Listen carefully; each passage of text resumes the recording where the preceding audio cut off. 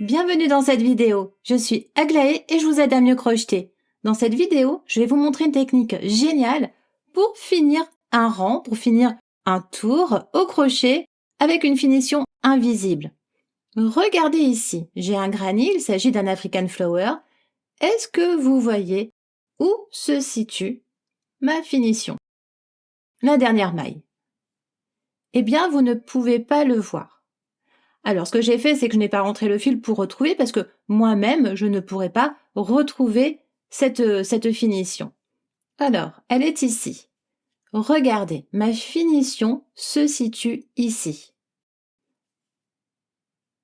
Vous voyez? Eh bien, surtout, vous ne voyez rien.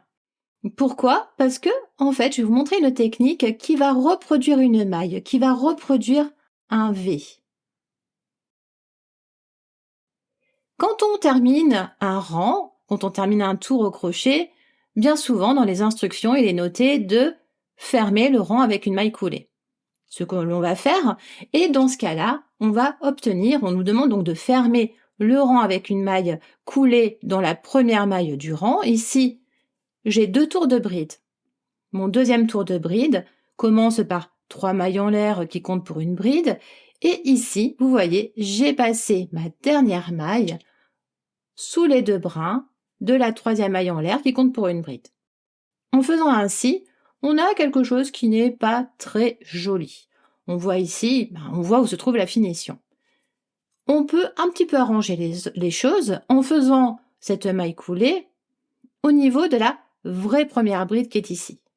En passant ici, vous allez avoir quelque chose d'un petit peu plus joli parce que déjà, ce sera un petit peu resserré puisque ces 3 mailles en l'air du début ne sont pas forcément très jolies non plus. Donc déjà, vous pouvez corriger en passant votre maille coulée ici. Mais dans tous les cas, on va quand même voir où se trouve la fin de ce rang, cette finition sera visible. Pour obtenir une finition invisible, je vais vous montrer tout de suite comment faire. Et je vais vous montrer comment faire sur un tour de bride. Et puis ici, on a bien les 3 mailles en l'air qui commencent le rang et qui comptent pour une bride. Et puis, je vais aussi vous montrer comment faire sur la fin de ce granny, ici, au niveau des mailles serrées. Alors moi, j'utilise cette finition, bien évidemment quand je termine un ouvrage en rond, au crochet, mais aussi ici, à chaque fois que je change de couleur.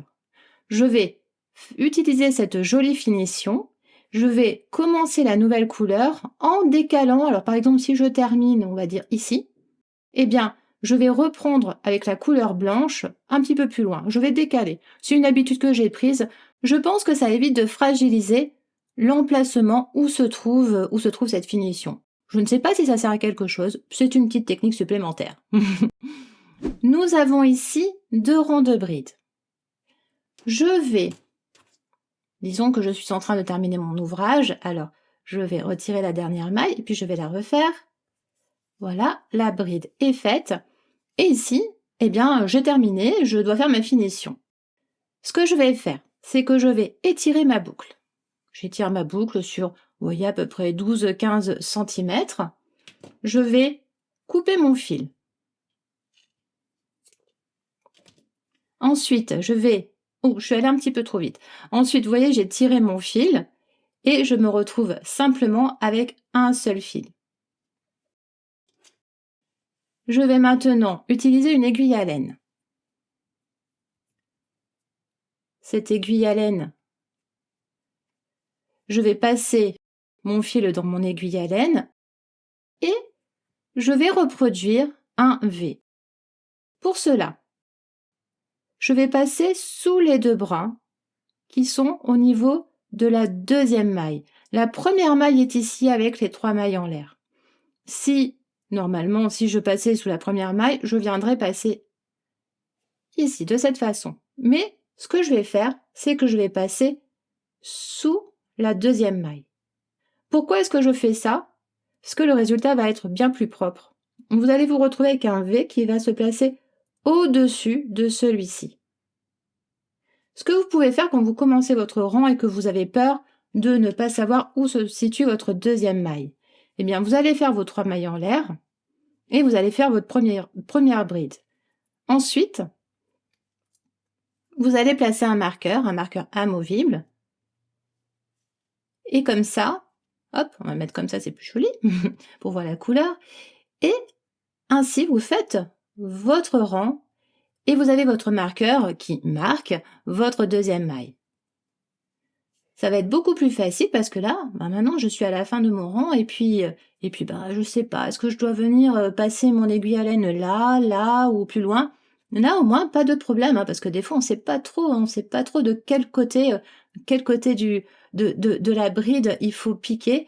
Eh bien, ici, c'est noté grâce au marqueur. Donc, je sais que c'est ici. Donc là, je peux l'enlever parce que j'ai bien repéré l'emplacement. Et je vais passer mon aiguille à laine. Alors, vous voyez, je suis comme ça. Et je vais passer mon aiguille à laine, donc sous la deuxième maille, de l'avant vers l'arrière.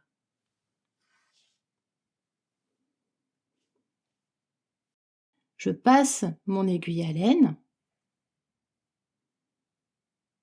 Et là, j'ai commencé à recréer cette boucle qui est ici. Ça forme un V comme ça, mais en fait, c'est une boucle. Pour continuer à faire cette boucle, ce que je vais faire, c'est que je vais passer maintenant mon aiguille à laine dans le brin qui est là, le brin arrière qui est là. Je passe ici. Et en passant de cette façon, vous voyez, je viens de créer une boucle. Je viens de faire un V. Vous voyez, on est dans la continuité. Et on est passé au-dessus, donc là je vais bien vous montrer, on est passé au-dessus de ce V. Et voilà, c'est aussi simple que ça. Maintenant, il ne reste plus qu'à rentrer le fil. Donc, j'ai pour habitude de passer sous ce fil ici, une première fois, quand il s'agit de bride. Et puis ensuite, vous passez un petit peu sous quelques fils, comme vous faites d'habitude. Alors, vous ne tirez pas, parce que si vous tirez trop fort, bien, on va voir, ça va faire un petit creux. Donc, vous ne tirez pas. Et puis, voilà. Délicatement. Et regardez, c'est parfait. C'est parfait. Voyons maintenant comment faire quand il s'agit de mailles serrées. Ici, on a un rang avec des mailles serrées, puis on a aussi des mailles allongées ici, mais ce qui nous intéresse, ce sont les mailles serrées. Ici, j'ai changé de couleur, donc j'ai fait ma première boucle, évidemment, et puis j'ai fait une maille en l'air qui correspond à une maille serrée. Puis j'ai fait tout mon rang, et au niveau, donc j'ai ma maille en l'air. Ensuite, j'ai fait une maille serrée, et puis j'ai marqué cette maille serrée pour savoir où piquer mon aiguille à laine pour faire ma finition. Donc maintenant, ce que je vais faire, hop, je vais faire comme tout à l'heure, c'est-à-dire que je vais retirer la dernière maille. Je suis en train de terminer mon tour. Et ce que je vais faire maintenant, c'est que je vais étirer ma boucle, comme tout à l'heure. Je vais couper mon fil.